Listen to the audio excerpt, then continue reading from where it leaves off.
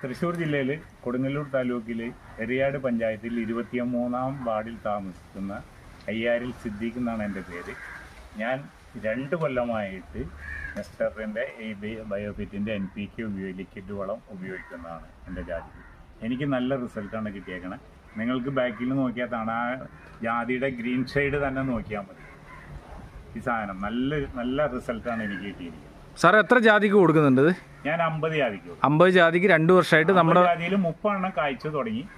കായ്ച്ചു വരുന്നുള്ളൂ. കായയുടെ സൈസ് ബാക്കിയുള്ള കാര്യങ്ങളൊക്കെ വലുപ്പം കൂടുതലും മറ്റേ പത്രിയൊക്കെ നല്ല കനമൊക്കെയാണ്, ക്വാളിറ്റിയിലെ പത്രി ഇട്ടതുണ്ട് അല്ലേ? ഓക്കെ.